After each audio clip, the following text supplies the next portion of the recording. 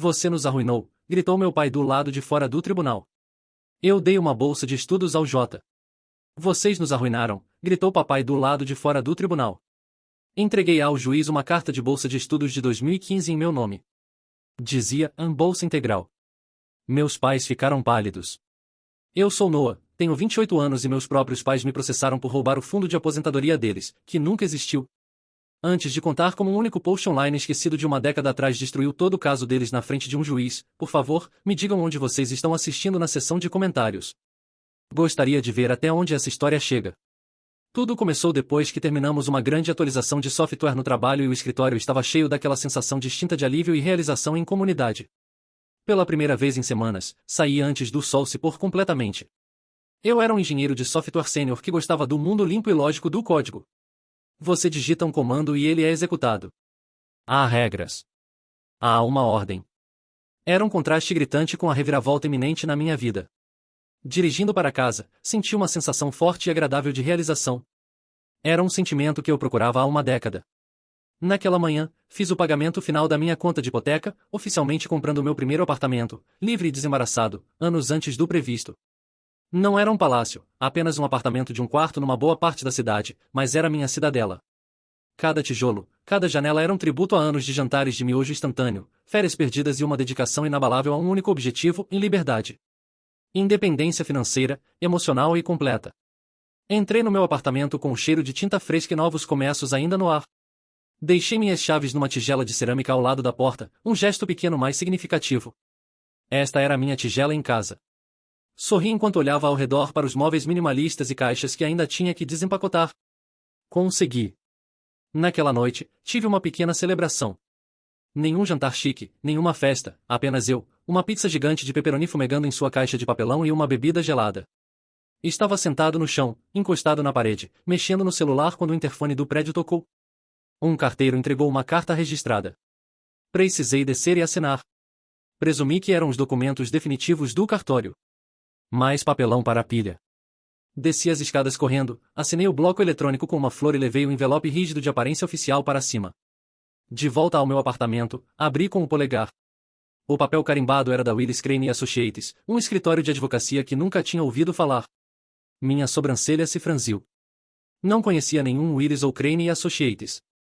Então li a primeira linha, em nome de nossos clientes, Martin e Victoria Smith. A pizza no meu estômago virou chumbo.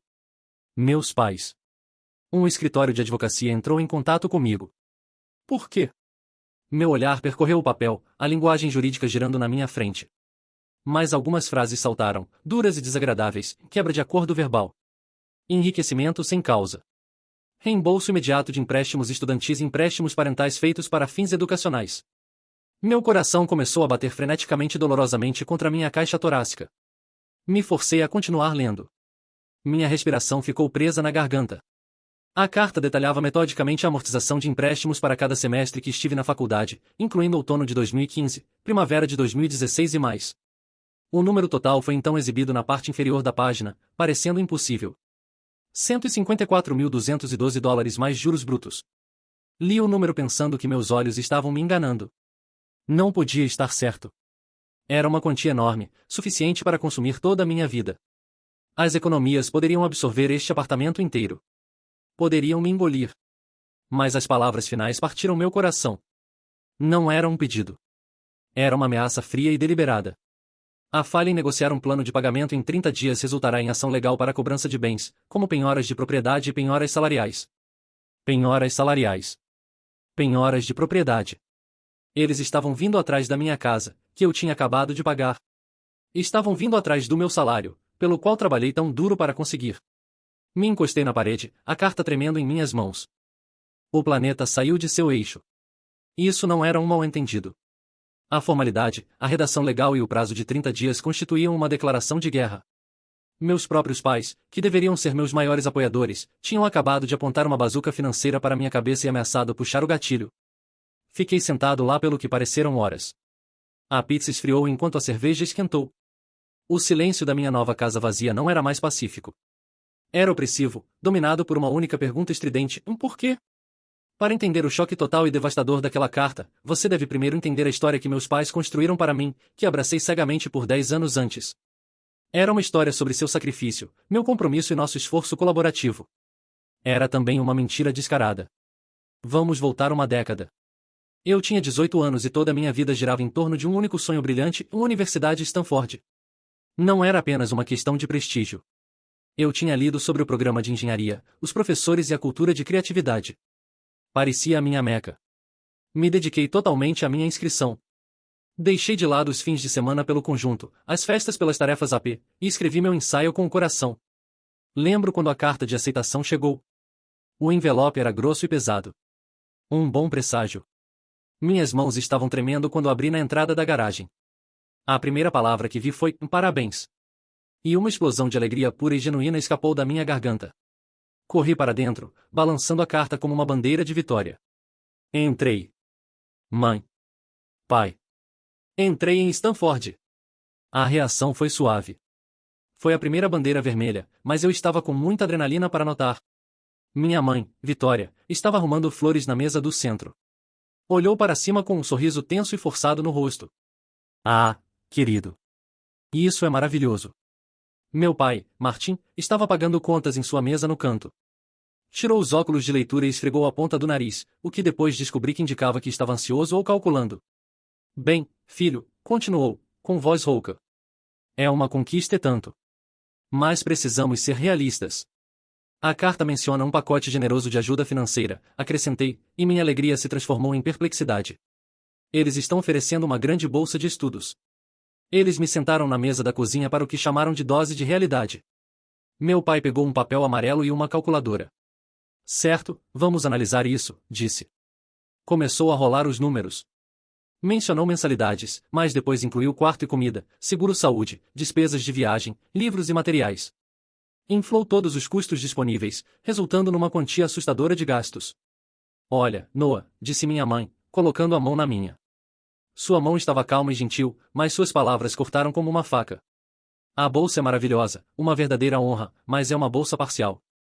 Cobre uma boa parte, mas ainda há uma lacuna enorme. Uma lacuna que simplesmente não conseguimos preencher. Olhei para os números no bloco de notas. Pareciam excessivamente altos. Mas você tem certeza? Perguntei. Talvez possamos conseguir um empréstimo. Não queremos sobrecarregar você com esse tipo de dívida, querido, meu pai respondeu, balançando a cabeça com sabedoria paternal. Isso perseguiria por décadas. E não podemos ser fiadores. Nosso crédito não é bom o suficiente para um empréstimo tão grande. Outra mentira. A Universidade Estadual aqui, disse, batendo a caneta na mesa, é uma excelente escola de engenharia. Você pode morar em casa. Podemos ajudar você, cuidar da papelada, talvez fazer alguns empréstimos pequenos e gerenciáveis em nosso nome para facilitar tudo. Seremos uma equipe. Vamos ajudar você a superar isso. Senti o sonho morrer ali mesmo na mesa da cozinha. Foi uma morte silenciosa e agonizante. Não era apenas decepção. Me senti humilhado. Senti como se tivesse falhado. Tinha entrado na melhor escola, mas não tinha me saído bem o suficiente para receber uma bolsa integral. Tinha colocado meus pais numa situação constrangedora e estressante. Era um fardo. Ok, murmurei, meu olhar fixo na mesa. Ok, a escola pública é boa. Confio em vocês. Eu tinha 18 anos. Eles eram meus pais. Por que mentiriam sobre algo assim? O segundo ato de sua peça começou mais tarde. Meu irmão mais velho, Blake, era um cara legal, mas não era acadêmico. Passou facilmente pelo ensino médio com notas B e C. Meus pais convocaram uma reunião familiar uma noite, com expressões brilhantes. Temos notícias incríveis, disse minha mãe. Blake foi aceito numa universidade privada prestigiosa na costa leste. Fiquei chocado. E espera aí. O quê? Pensei que não podíamos pagar escolas caras. Meu pai insistiu. Bem, sua mãe e eu fizemos um planejamento financeiro criativo. Decidimos fazer um investimento significativo no futuro do Blake. Isso significará muito sacrifício para nós. Teremos que adiar a aposentadoria, talvez reduzir o tamanho da casa mais tarde, mas ele merece o melhor começo possível. A hipocrisia era assombrosa. Eles podiam pagar uma escola privada integral para ele. Mas meu objetivo em Stanford era um luxo inatingível. Olhei para Blake. Ele estava olhando para os sapatos, um leve rubor no rosto. Ele sabia, mesmo assim, sentia que algo estava errado, mas não disse nada. Aceitou o presente, que foi construído sobre as cinzas do meu sonho. Os anos seguintes foram uma luta. Me inscrevi numa universidade estadual local. Para economizar dinheiro, fiquei em casa, no meu quarto de infância. Minha vida era um ciclo repetitivo de escola, lição de casa e trabalho. Consegui um emprego limpando mesas num lanchonete gorduroso com cheiro de café velho e cebolas fritas grudado nas minhas roupas. Nos fins de semana, trabalhava num depósito, estocando caixas grandes enquanto meus músculos doíam. Chegava em casa cansado muito depois que meus pais já tinham adormecido e me forçava a estudar para exames de engenharia. Enquanto isso, Blake ligava e mandava mensagens. Reclamava da culinária hostil que cozinhava. Me contava sobre as férias de esqui da fraternidade em Vermont. Compartilhava fotos das férias de primavera em Cancún. Estava tendo a experiência típica da faculdade, graças ao enorme sacrifício dos meus pais. Todo dia eu tinha que engolir a pílula amarga do ressentimento. Mas canalizei isso. Usei como combustível. Prometi a mim mesmo que trabalharia duro e alcançaria tanto sucesso que nunca mais precisaria da ajuda de ninguém. E foi isso que fiz. Me formei como primeiro da turma. Consegui um emprego incrível. Fui promovido uma vez, depois outra. Fui econômico com meu dinheiro, poupando cada centavo que podia. Comprar um apartamento era mais que uma transação financeira. Era uma proclamação de independência. Era a linha de chegada de uma maratona longa. Agora que tinha aquela carta assustadora, a maratona parecia falsa.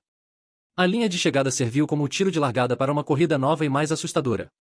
Precisava de um aliado. Precisava de um profissional. Liguei para Raquel. Éramos amigos na faculdade, como parte de um grupo de estudo pequeno e unido para uma aula difícil de termodinâmica. Ela era extremamente inteligente, com uma mente capaz de cortar lixo como um laser. Após a formatura, frequentou uma escola de direito prestigiosa. Não tínhamos falado por alguns anos, perdidos na correria para encontrar nossos próprios empregos. Mas sabia que era a pessoa certa. Nos encontramos num café no centro. Senti uma onda de humilhação quando passei a carta do advogado dos meus pais para o outro lado da mesa. Era como lavar a roupa suja da minha família. Ela leu. Seu comportamento mudou de uma pergunta calorosa para uma concentração profissional e firme. Leu novamente, com os lábios franzidos. Empréstimos para pais e filhos, finalmente acrescentou, abaixando a voz. Negócio nojento. Legalmente, a dívida pertence ao devedor, seus pais. Mas eles podem, e frequentemente processam o estudante pelo pagamento num tribunal civil baseado na ideia de um contrato verbal ou enriquecimento sem causa. É sua palavra contra a deles. Mas não havia contrato, argumentei, com voz trêmula. Era para ser confuso. Eles me disseram que estavam ajudando. Chamaram de presente. Raquel se inclinou para a frente, seus olhos fixos nos meus. Noah, os pais não acordam um dia e decidem processar o filho por $150.000 do nada. Algo mais está acontecendo aqui. Algo está faltando. Ela parou e então fez a pergunta que desencadearia toda a investigação. Vamos voltar ao início. Você entrou em Stanford. Me conte tudo o que lembra sobre aquela bolsa. E quero dizer tudo. Contei toda a história triste, um pacote enorme, a reação estranhamente contida dos meus pais, o bloco de notas com os números inflados e sua insistência de que era apenas uma bolsa parcial. Raquel ouviu atentamente, sem desviar o olhar do meu rosto. Depois que terminei, ela permaneceu em silêncio por um minuto inteiro, olhando para a carta na mesa. Então olhou para mim. Noah, começou com precisão e clareza. Vou fazer uma pergunta muito importante e quero que pense muito cuidadosamente antes de responder. Ok, respondi enquanto meu coração batia. Você tem 100% de certeza de que era uma bolsa parcial? Já viu um documento, uma carta, um e-mail de Stanford que explicitamente afirmasse que a bolsa era parcial? Ela se inclinou mais perto ou você apenas acreditou na palavra deles? A pergunta ficou no ar, grossa e ameaçadora. Abri a boca para dar a resposta óbvia. Claro, aceitei a palavra deles. Eles são meus pais. Mas as palavras não saíram. Meu pai pegou a carta de aceitação da minha mão e ele e minha mãe a leram juntos, com as cabeças baixas, conspirando. Nunca dei uma boa olhada na área de ajuda financeira. Tinha apenas aceitado seu resumo e veredicto. Uma sensação terrível de medo tomou conta de mim, como se meu sangue estivesse congelando. Era a sensação vertiginosa e nauseante de descobrir que o chão no qual você pisou toda a sua vida pode nem mesmo ser sólido. Eu murmurei. Minha voz mal foi ouvida. Não sei. Nunca verifiquei. Apenas acreditei neles. Raquel lentamente acentuou seu rosto severo. Então, isso, disse, tocando a carta do advogado, não é a batalha real. Isso é um sintoma. A batalha real é descobrir o que eles estão escondendo de você há 10 anos. E precisamos descobrir agora. Os dias que se seguiram ao meu encontro com Raquel foram preenchidos com uma nova energia apreensiva. A nuvem de choque e traição começou a se dissipar, deixando para trás o foco frio e penetrante de um homem em missão. Não era mais apenas uma vítima. Era um investigador. E o foco da minha investigação era minha própria vida. Meu primeiro passo foi aceitar a sugestão de Raquel e me tornar um arqueólogo do meu próprio passado. Comecei na universidade estadual que costumava frequentar. Liguei novamente para o escritório de assistência financeira, desta vez com uma voz mais confiante e pedi um histórico detalhado das minhas contas de empréstimo estudantil. O administrador foi prestativo, oferecendo-se para reunir e transmitir os registros numa semana. A próxima ligação foi para Stanford, que eu temia. Parecia reabrir uma ferida que nunca havia cicatrizado completamente. Minha palma estava suando quando disquei o número do departamento de admissões. Depois de ser transferido 3 vezes, finalmente encontrei um homem no departamento de estudos. Expressei meu caso da maneira mais apropriada possível, indicando que estava envolvido numa batalha legal e precisava de prova oficial de uma oferta de bolsa da primavera de 2015. O homem, Sr. Henderson, era legal, mas parecia cansado. Senhor, isso foi há uma década. Esses registros estão num arquivo profundo, e nossas políticas de privacidade são muito rígidas. Não posso divulgar esse tipo de informação por telefone baseado num pedido verbal. Minha esperança diminuiu. Por favor, implorei, desespero transbordando na minha voz. Isso é extremamente importante. Não é apenas sobre dinheiro. É sobre descobrir a verdade. A pessoa do outro lado da linha soltou um suspiro profundo. Olha, respondeu com voz mais suave. Não posso prometer nada, mas vou ver o que posso encontrar. Encontrando algo, preciso de uma declaração formal, solicitada por você ou seu advogado. Qual era o nome? Dei meus dados e desliguei, sentindo como se tivesse jogado uma mensagem numa garrafa num oceano enorme e desinteressado. Meu telefone tocou naquela noite, sincronizado. O identificador de chamadas indicava "E-mãe". Meu polegar vacilou sobre o botão de recusar, mas uma curiosidade mórbida me forçou a atender. Sua fala soava como mel quente, uma doçura quente que disparou alarmes na minha cabeça. Noah, querido, seu pai e eu estamos fora de nós. Toda essa história com os advogados é apenas um terrível mal-entendido. Eles foram muito agressivos. Por que você não vem jantar amanhã? Há apenas nós 3. Podemos resolver tudo isso como família. A parte de mim que permanecia, aquele garoto de 18 anos, ansioso por sua aceitação, queria dizer sim.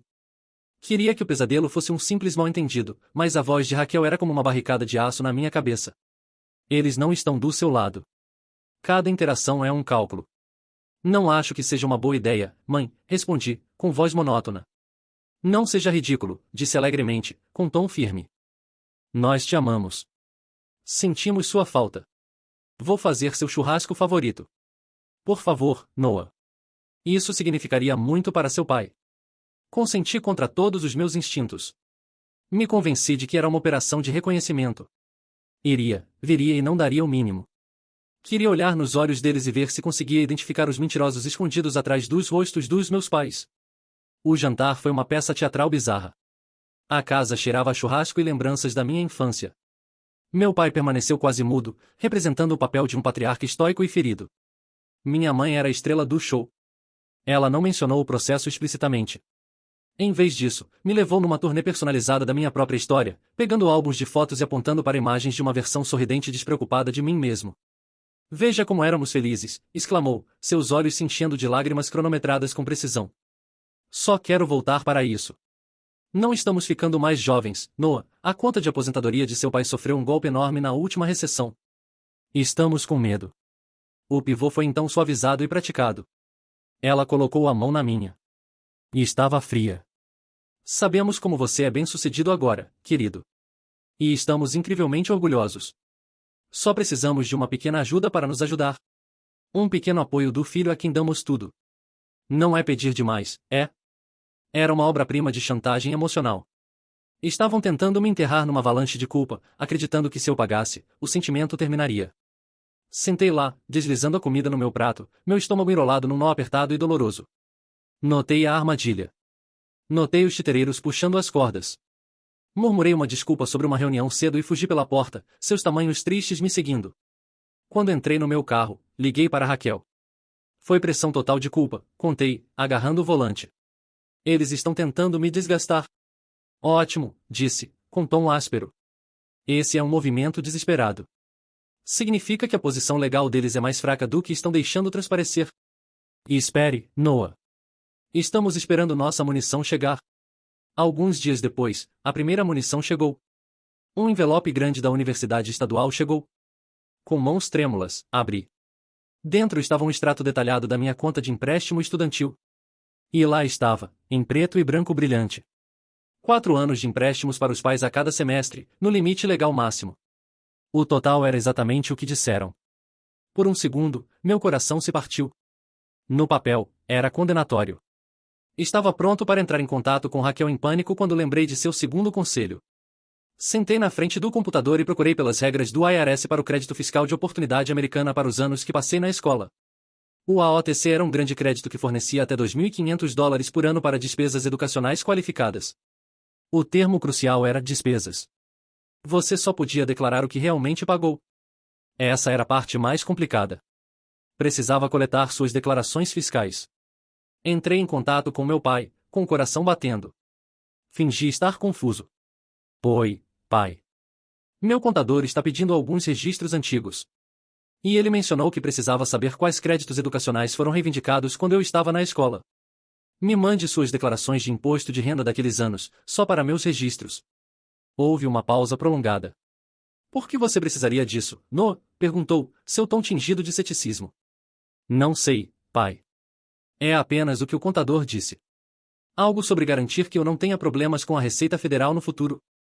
Não é grande coisa, certo? Prendi a respiração. Ele hesitou, mas eventualmente concordou. Tudo bem, vou pedir para sua mãe digitalizá-las. Na sua caixa de entrada, 1 hora depois. Enviei diretamente para Raquel. Sua ligação chegou menos de 20 minutos depois. Entendi, exclamou com um sorriso triunfante na voz. Eles reivindicaram o valor máximo todos os anos. Noah, se eles estavam pagando com dinheiro de empréstimo, isso é legal. Mas se essa mensalidade foi coberta por uma bolsa de que sabiam, eles não mentiram apenas para você. Mentiram para o governo americano. Essa é nossa vantagem. Isso é importante. Era uma vitória, mas era nojenta. Estava preparando um caso contra meus próprios pais por fraude fiscal. Cada peça de evidência revelava outra fraqueza na base do meu mundo. No dia seguinte, a segunda bomba caiu. Um e-mail chegou na minha caixa de entrada. O assunto era simplesmente em acompanhando a Universidade Stanford. Prendi a respiração. Alan Carter, o atual chefe de estudos, disse que localizou o arquivo arquivado. Olá, Sr. Smith. Continuando sua pergunta, identifiquei o arquivo com sua admissão e oferta de bolsa. A seu pedido, anexei uma declaração juramentada e legalmente certificada para seu uso. O documento prova que você, No Smith, recebeu a bolsa G.H. Redmond. Esta foi uma bolsa abrangente que cobriu todas as mensalidades, taxas obrigatórias, alojamento e alimentação por 4 anos de graduação. Nossos registros mostram que a notificação oficial para esta bolsa foi enviada por e-mail para o endereço de e-mail principal indicado no seu registro, em victoriasmith888@gmail.com. Espero que esta informação seja útil. Desejamos boa sorte na resolução do seu problema. Atenciosamente, Alan Carter. Olhei para a tela, incapaz de processar as palavras bolsa integral. Suas mensalidades, alojamento e alimentação serão totalmente cobertos. Minha mão tremeu quando cliquei no link do PDF. Havia um documento oficial com o selo da Universidade Stanford, descrevendo a realidade em linguagem legal fria e inegável. Eles mentiram. Não foi um mal-entendido. Não foi um exagero. Foi uma grande decepção que mudou minha vida. Eles enterraram um bilhete dourado para um futuro que conquistei com trabalho duro e intelecto. Eles me permitiram passar anos trabalhando duro, me sentindo como um cidadão de segunda classe, dominado por um fracasso que nunca foi meu. Eles me viram lutar, sabendo que tinham a chave para minha liberdade nas suas caixas de e-mail. E fizeram isso para poder pagar para mandar meu irmão para uma escola prestigiosa.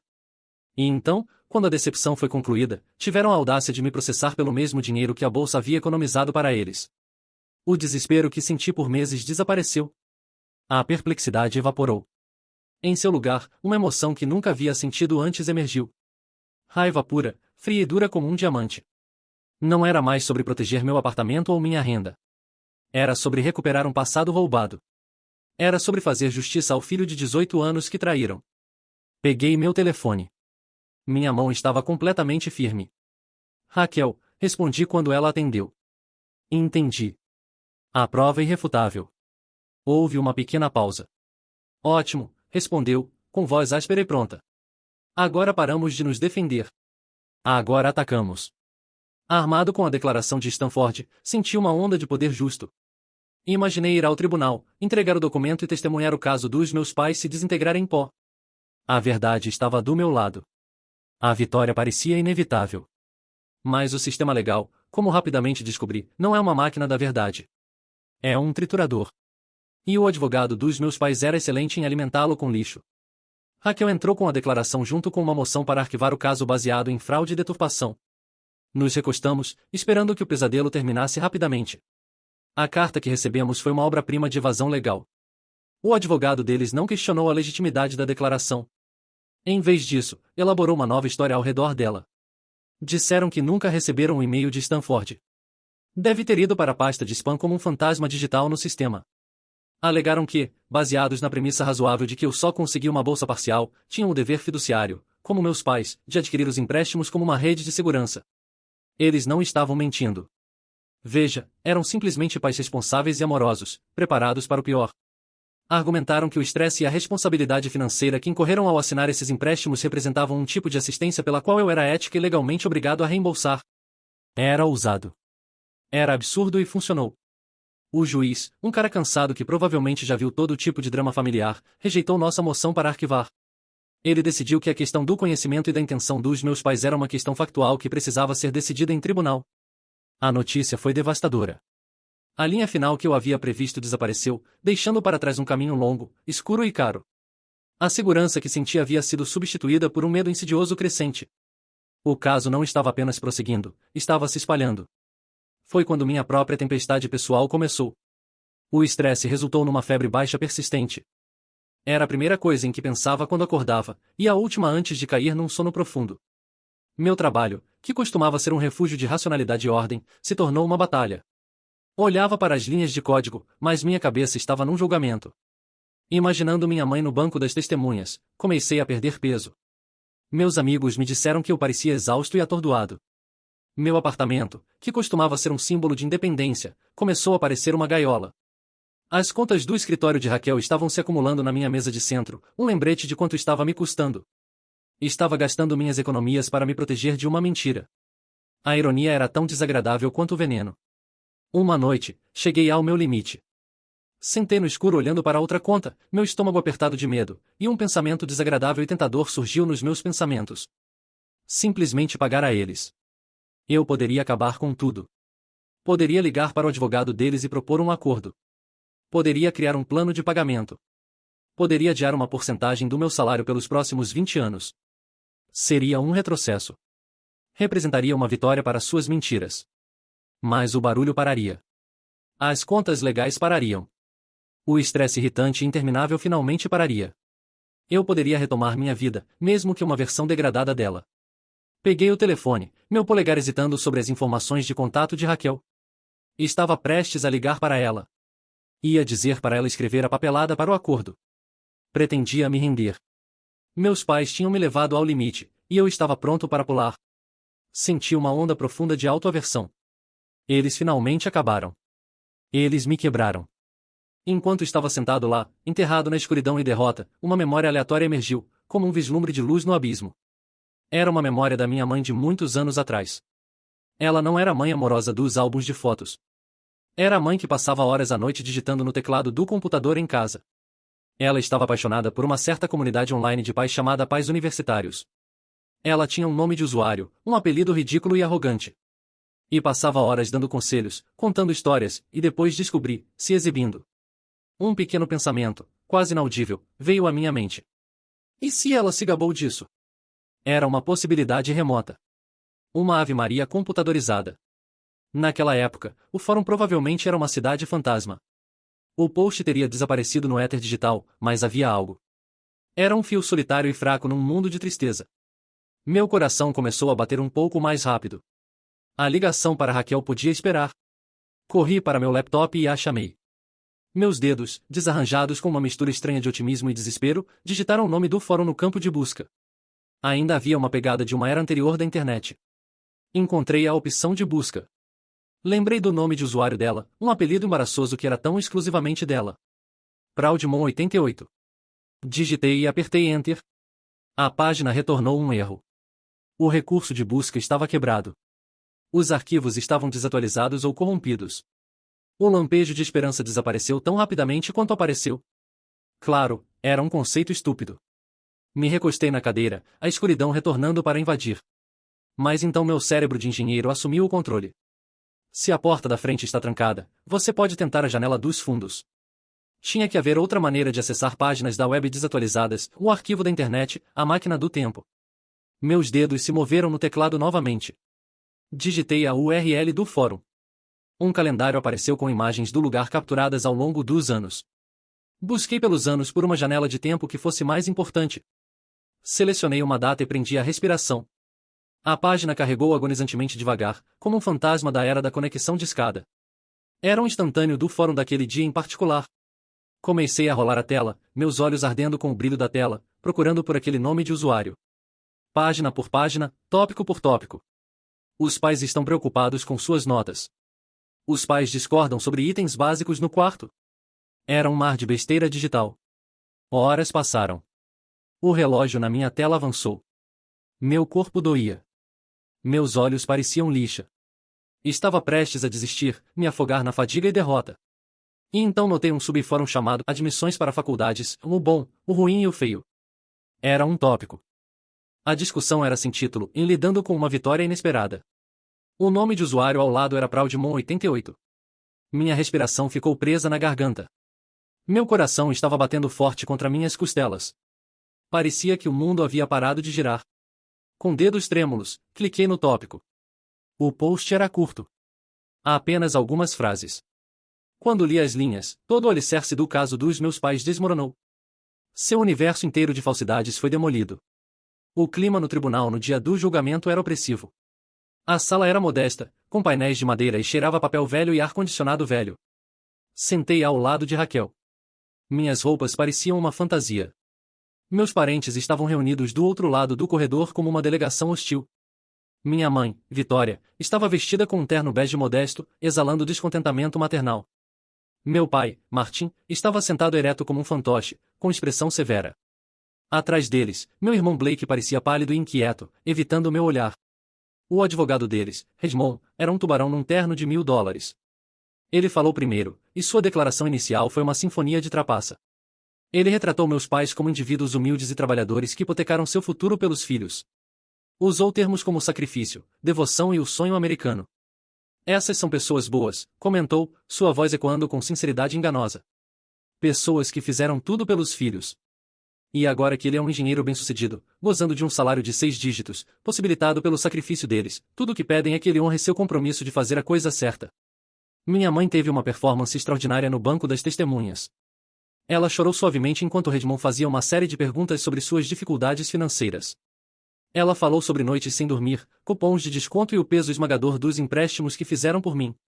Nunca quisemos nada disso, disse suavemente, limpando os olhos com um pedaço de papel cuidadosamente dobrado.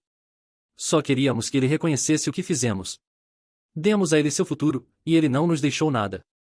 Era devastadoramente eficaz. Podia sentir a simpatia do juiz voltando para ela. Senti meu próprio caso, minha própria realidade virar areia e escapar de mim.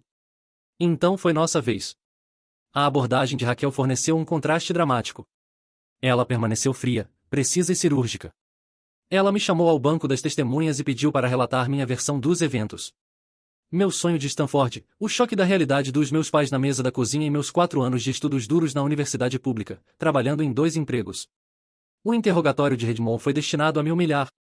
Sr. Smith, começou num tom condescendente. Você está realmente pedindo a este tribunal para aceitar que um cara com sua evidente inteligência, ainda mais um engenheiro, nunca se importou em avaliar independentemente a oferta de dinheiro mais importante da sua vida jovem? Você simplesmente aceitou a versão dos eventos dos seus pais? Sim, respondi, com voz clara e firme, olhando diretamente para o juiz. Porque eles são meus pais e eu confiava neles. De uma maneira muito conveniente de confiança, lombou Redmond antes de se acomodar. Meritíssimo, ela começou a chamar a atenção da sala. O caso do autor é baseado numa suposta incompreensão e falha de memória. Eles alegam não ter visto o e-mail e agir de boa fé. Vamos apresentar fatos que provarão que não houve incompreensão, mas um erro deliberado, planejado e documentado. Meritíssimo, Raquel continuou, estou enviando uma foto registrada com carimbo de data e hora do arquivo da internet tirada em 28 de abril de 2015. A página vem de uma comunidade pública online chamada College Boom Parents. Observei a mão da minha mãe se mover para suas pérolas. Seu rosto perdeu cor. Meu pai lançou um olhar de raiva total. O post em questão é de um usuário com o nome de usuário Proudmon88, Raquel comentou com voz alta. Senhora Smith, pode confirmar ao tribunal que este era seu nome de usuário naquele fórum? Minha mãe enfrentou em silêncio. Seu advogado se levantou de um salto. Objeção. Relevância. Esta é uma expedição de pesca. É a prova mais relevante em todo este caso, meritíssimo, disse Raquel em resposta. Vai diretamente ao conhecimento e intenção do autor. Rejeitada, disse o juiz, estreitando os olhos e focando em minha mãe. Senhora Smith, responda à pergunta. Minha mãe engoliu seco. Sua garganta se contraiu. Posso ter usado esse nome em alguns sites, ela gaguejou. Obrigada, disse Raquel, com um sorriso triste nos lábios. O escrivão do tribunal poderia ler em voz alta o post destacado do usuário Proudmon88? Uma grande calma desceu sobre a sala do tribunal. O escrivão ajustou os óculos e começou a ler, sua voz clara e sem emoção. Inacreditável. Meu filho mais velho tem que lutar com empréstimos para entrar numa boa escola, mas meu mais novo acabou de ganhar uma bolsa integral para a Califórnia. Ele nem sabe ainda. Às vezes, os pais precisam tomar decisões difíceis para o bem de toda a família. Um suspiro coletivo ecoou pela galeria, e Redmond ficou imóvel, com a boca ligeiramente aberta. Meu pai olhou para minha mãe com tal traição absoluta que era quase assustador. Ele havia participado da farsa, mas era claro que não tinha ideia de que ela havia sido tão estúpida a ponto de documentar isso. Mas Raquel não havia terminado. Ela esperou as palavras serem absorvidas antes de desferir o golpe fatal. Então, Sra. Smith, acrescentou calma, mas claramente, parece que você sabia. Você sabia que era uma bolsa integral e tomou uma decisão difícil de negar essa chance de mudar a vida do seu próprio filho, levando-o a acreditar que havia falhado e, então, processando uma década depois por dinheiro que nunca teve que gastar. Isso está correto? Minha mãe apenas olhou, seu rosto uma ruína desmoronando. O juiz se cansou e olhou para baixo, com o rosto tomado por repulsa fria. Sra. Smith, disse, com voz perigosamente baixa. Você tem algo a dizer em resposta a esta revelação? Antes que ela pudesse responder, a última parte lamentável de sua conspiração se desfez. Meu irmão Blake, que estava se apoiando na cadeira, de repente se levantou. Seu rosto estava vermelho, seus olhos cheios de medo. E ele não estava olhando para mim, mas para nossos pais. Eu disse que era uma ideia louca, gritou. Sua voz estava carregada com uma década de culpa e covardia reprimida. Avisei que explodiria na nossa cara. Nunca pedi nada disso. Não foi um pedido de desculpas. Foi uma confissão e reconhecimento de que ele sabia que havia sido um cúmplice silencioso no crime deles para seu próprio benefício. O julgamento foi feito. A verdade havia sido desencadeada, não simplesmente revelada. E toda a minha família havia sofrido com isso. O martelo do juiz caiu com uma punhalada final penetrante que imitou a desintegração da minha família. Ele fez mais do que apenas rejeitar o julgamento dos meus pais. Ele o demoliu abertamente, peça por peça. Este tribunal testemunhou uma campanha chocante e maliciosa de fraude financeira e emocional perpetrada por pais contra seus próprios filhos, acrescentou, com voz fria e zangada, muito mais assustadora que gritar. Ele olhou para baixo de seu banco, seus olhos vagando pelos meus pais, que pareciam encolher em suas cadeiras. A ação foi julgada como sem precedentes, disse, implicando que eles nunca poderiam tentar abrir este julgamento novamente. Este tribunal não será usado como arma para distorção familiar, esperou, permitindo que o peso de suas palavras penetrasse antes de desfazer o golpe que mudaria tudo. Além disso, disse, com voz mais severa, baseado na evidência clara de distorção, no testemunho do réu e nas admissões documentadas de fraude do autor, estou encaminhando todo este assunto para a Receita Federal para uma investigação de fraude fiscal e para o promotor distrital para uma revisão de possíveis acusações criminais, incluindo conspiração e fraude. Minha mãe fez um tossido leve, e meu pai, que manteve uma fachada dura o tempo todo, de repente desabou. Ele caiu na cadeira, com o rosto pálido, como se tivesse acabado de testemunhar seu mundo inteiro queimar até o chão. Eles não haviam simplesmente perdido um caso. Eles convidaram todo o peso esmagador dos governos federal e estadual para suas vidas, e sua ganância se tornou uma sequência de autodestruição. Quando o juiz terminou, uma estranha torpeza me atingiu. Eu havia vencido. A verdade prevaleceu.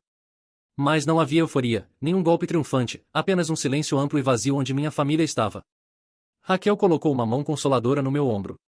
Você conseguiu, Noah, sussurrou suavemente. Você os enfrentou e venceu.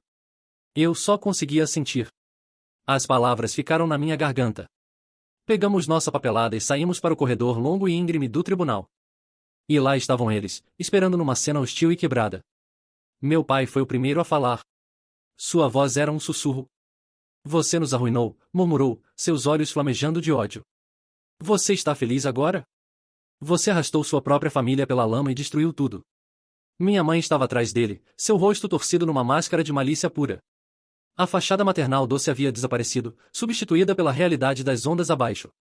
Nós demos a ela a vida, gemeu. Sacrificamos tudo por você, e você nos paga com essa traição. Você não é meu filho. Por muitos anos, tais comentários teriam sido um golpe mortal, me enviando numa espiral de remorso, tentando desesperadamente consertar o que havia quebrado e implorando por perdão. Mas algo dentro de mim mudou naquele momento. A parte de mim que queria sua aceitação e temia seu desagrado havia morrido naquele tribunal, substituída por uma confiança silenciosa e inabalável. Olhei para meu pai, o homem fraco que permitiu um monstro, para meu irmão, o covarde que se beneficiou de sua crueldade, e para minha mãe, a mente por trás de tudo.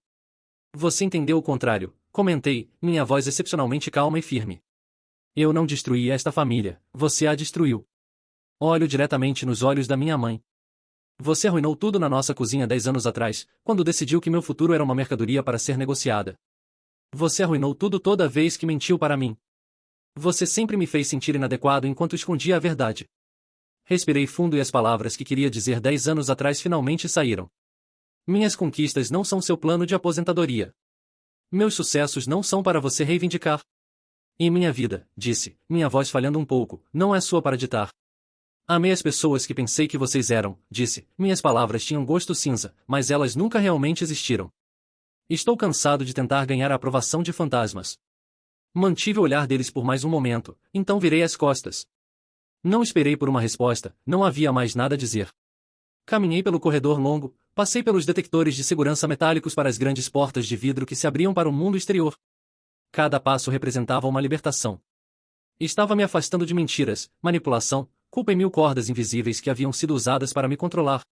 Abri as portas e saí para a luz solar ofuscante e indiferente. E pela primeira vez na minha vida, experimentei a leveza profunda, assustadora e estimulante da liberdade completa e absoluta. Os meses que se seguiram ao julgamento foram marcados por uma reconstrução calma e cuidadosa, em vez de celebração. Você não sai simplesmente de um colapso de prédio. Você tem que varrer os escombros, cuidar de suas feridas, e então, gradual e cautelosamente, começar a construir algo novo. Meu primeiro passo para a reconstrução foi vender o apartamento. Era uma visão adorável e minha primeira grande conquista, mas estava contaminado. As paredes evocavam muitas memórias de noites ocupadas, caminhando de um lado para o outro com um telefone no ouvido e olhando para pilhas de documentos legais que representavam a traição da minha família. Não era mais um lar. Era a cena do crime. Aceitei uma promoção no trabalho que incluía um pacote de realocação, uma nova cidade a alguns estados de distância, sem ninguém que conhecesse meu nome ou minha história. Era o reinício perfeito. Comprei um apartamento menor que não gritava consegui, mas sussurrava estou seguro. Tornou-se meu refúgio. A vida entrou num novo ritmo calmo. Meu trabalho era envolvente. Meus colegas me admiravam pelas minhas habilidades, não pelo meu legado. Explorei minha nova cidade, descobrindo uma cafeteria favorita e uma trilha bonita para caminhadas. Estava estabelecendo uma vida, não apenas uma carreira. Um dos resultados mais surpreendentes da luta foi um convite para falar num pequeno evento TEDx local. Um escritor que cobria tópicos de tecnologia local escreveu um artigo sobre meu caso que focou em como usei o arquivo da internet como ferramenta de expertise digital para vencer, em vez de drama familiar. Depois de ler o post, o organizador do evento entrou em contato. O tópico do evento era redefinir valores. Eles me pediram para falar. Estava com medo, mas Raquel me convenceu do contrário. Sua história não é apenas sobre você, Noah, explicou. É para todos que já se sentiram pequenos. Para todos que já tiveram seu valor questionado pelas pessoas que deveriam erguê-los. E então, concordei. Fiquei naquele pequeno palco sob as luzes brilhantes, meu coração batendo forte enquanto contava a minha história. Não me concentrei na raiva ou manobras legais. Discuti os preços invisíveis que algumas famílias impõem aos filhos. Discuti a coragem necessária para criar sua própria história. Quando terminei, a audiência explodiu em aplausos. Então, pessoa após pessoa se aproximou de mim, não para expressar condolências, mas para contar suas próprias histórias. Percebi que minha dor, que costumava ser motivo de vergonha, havia se tornado uma maneira de me conectar com as pessoas. Mantive contato com Raquel. Claro, ela se tornou mais que apenas minha advogada. Ela era a amiga mais leal que eu tinha. Ela me dava atualizações deprimentes ocasionais. A investigação do IRS havia sido, em suas palavras, uma colonoscopia financeira. Meus pais foram forçados a pagar 10 anos de créditos fiscais falsos, junto com multas pesadas e juros. E isso acabou com seu dinheiro escasso. Eles tiveram que vender a casa da família onde crescia e se mudar para um pequeno apartamento alugado. Seu círculo social, que era baseado num verniz de respeito da classe média, se dissipou quando o julgamento se tornou notícia local. Blake, meu irmão dourado, teve suas próprias contas. Sua empresa proeminente tem uma política ética de tolerância zero. Ser citado numa investigação de fraude e perjúrio, mesmo como testemunha que admitiu seu envolvimento no banco das testemunhas, o tornou radioativo. Ele foi discretamente demitido. Meus pais roubaram sua educação cara, mas isso não o levou a lugar nenhum. Pensei que era o fim. Acreditei que a narrativa havia terminado. Estava me curando. Estava seguindo em frente. Até adotei um terrier travesso desalinhado do abrigo local. Max era uma vítima que estava aprendendo a confiar novamente. A vida estava silenciosa. Então, um pacote chegou. Era uma caixa de preço fixo endereçada a mim com uma caligrafia que reconheci imediatamente. De Blake. Meu primeiro pensamento foi jogá-la no lixo, sem abrir. O que ele poderia me dizer? Mas um lado mais profundo e cauteloso de mim assumiu o controle. Um lado que havia aprendido a nunca subestimar a propensão da minha família para drama. Levei para dentro e coloquei no balcão da cozinha, olhando para ela como se fosse uma bomba. Depois de cerca de 1 hora, a cortei cuidadosamente. Dentro, não havia lixo sentimental, nem fotografias desatualizadas. Havia apenas uma carta e uma pilha pesada de papéis mantidos juntos com um clipe de arquivo. Li a carta primeiro. Não era um pedido de desculpas. Era uma confissão feita por pura autopreservação. Noah, sei que você me despreza. Provavelmente mereço. O que aconteceu destruiu completamente minha vida. Não consigo emprego. Meu pai e minha mãe nem falam mais comigo. Eles me acusam de gritar no tribunal. Tenho pensado muito. Preciso limpar minha consciência, mas também tenho que me defender. O promotor público ainda está investigando todo este caso, e não quero ser acusado de co-conspiração. Os documentos que você precisa examinar estão em anexo e mostram a verdade absoluta. Era pior do que você esperava, Blake. Meu sangue congelou. Pior. Como poderia ficar pior? Peguei a pilha de documentos. Eram extratos de contas de corretagem. A conta foi aberta sob o nome de Blake durante o verão em que eu deveria começar em Stanford. Então vi o depósito inicial em $250 mil. Olhei para o número, minha mente tentando conectar os pontos. De onde eles tiraram tanto dinheiro? Olhei para a data e de repente entendi. Os custos anuais de mensalidade, moradia e alimentação de Stanford eram projetados em cerca de $62.500 na época. Quando multiplicado por 4, o total era exatamente $250 mil. Meus pais não haviam apenas economizado dinheiro da minha bolsa. Essa era a história que montei. A que alegava ser a verdade. Mas a realidade era muito mais diabólica. Eles foram a um consultor financeiro, apresentaram minha bolsa integral como se fosse uma despesa e fizeram um empréstimo de portfólio para cobrir o custo da minha educação de 4 anos. Eles comercializaram meu futuro.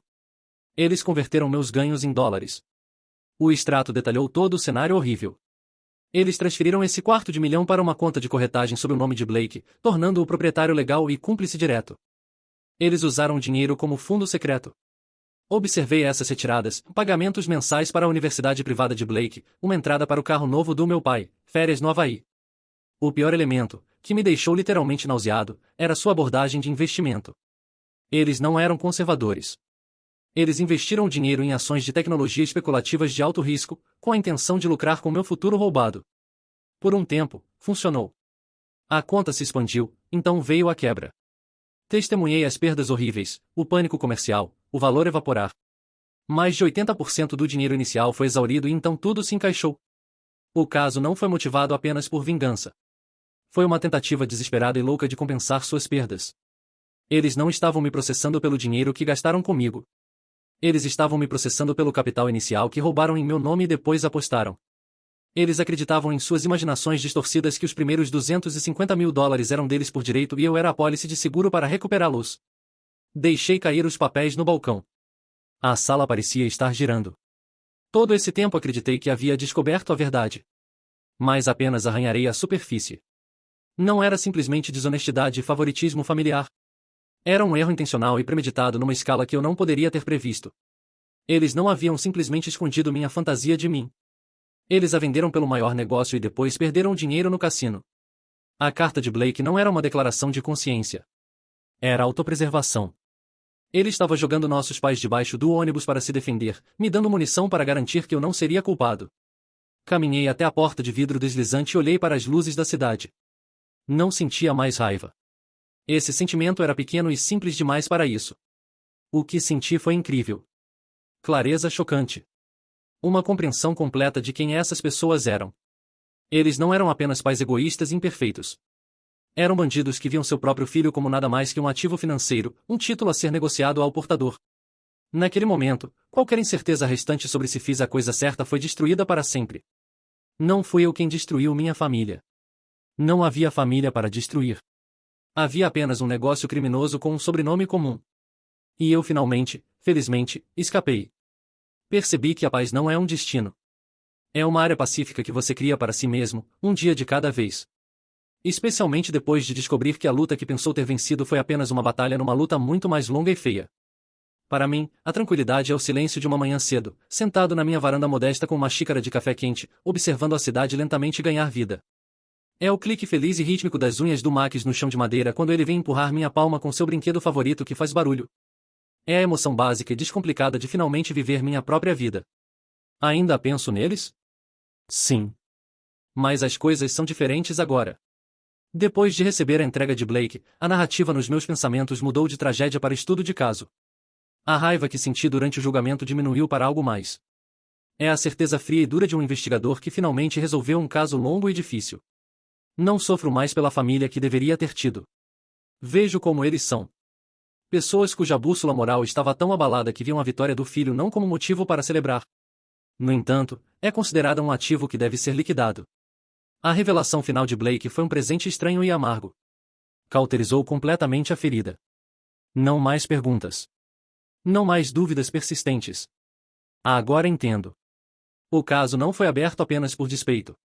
Foi uma tentativa desesperada de jogadores fracassados de fazer o cassino reembolsar suas perdas. Eu era sua última aposta desesperada. À luz de tal traição devastadora, fui forçado a reformular o que é perdoar. Não é sobre absorvê-los. O que fizeram não foi apenas uma mentira. Foi um crime. Não é sobre reabrir a porta da minha vida. Esta porta não está apenas trancada. Foi removida e a entrada foi coberta com tijolos. Para mim, perdoar tem sido o ato de reconhecer totalmente a realidade, não importa quão desagradável, e então determinar intencionalmente que sua história não será mais minha. É sobre abrir mão da ideia de que eles sentirão remorso. Por que pessoas assim não sentem culpa por suas ações, apenas por serem pegas? O perdão tem a ver com recuperar o controle. Eles são gananciosos. Eles são desesperados. Sua anarquia não pode me alcançar aqui. Não sou mais um personagem em sua história escura e distorcida. Sou um autor independente e decidi escrever uma história de paz. Outro dia estava descarregando a última caixa da minha mudança. No fundo, encontrei uma cópia da declaração juramentada autenticada de Stanford. Aquele único pedaço de papel que costumava servir como minha espada e escudo. Presumi que o documento continha a verdade suprema. Por um curto período, pensei em mantê-lo como prêmio pela minha maior batalha. Mas então lembrei dos extratos de correção que Blake havia enviado. Esta era a verdade real, o capítulo final mais feio. E percebi que não queria um troféu de guerra na minha parede. Não queria nenhuma memória da escuridão. Olhei para a parede principal da minha sala de estar. Há uma grande fotografia emoldurada do mês passado pendurada lá. É uma foto do Max e eu no topo de uma trilha olhando para um grande vale verde. Estamos ambos um pouco machucados. O sol está forte e estou rindo. Este não é o sorriso amigável e cauteloso dos meus antigos retratos de família. Mas uma risada selvagem e desenfreada de liberdade pura. Peguei a declaração e as cópias dos extratos de correção. Levei para o triturador no meu escritório em casa e li um por um. Observei enquanto a verdade sobre seus crimes se desvanecia em confete sem sentido. A declaração da Bolsa de Estudos descreveu uma guerra que me forçaram a lutar. As demonstrações financeiras contaram a história de um crime que tive a sorte de descobrir. Mas e a fotografia na minha parede? Esta é a história da vida que pretendo viver. Uma vida construída sem deveres ou dívidas. Não em futuros roubados ou confiança quebrada. Mas em lealdade, prazer e tranquilidade que conquistei uma manhã solitária de cada vez. Obrigado por ouvir minha história. Espero que tenha tocado vocês de alguma forma. Já aprenderam um fato que foi pior do que esperavam? E como encontraram paz depois?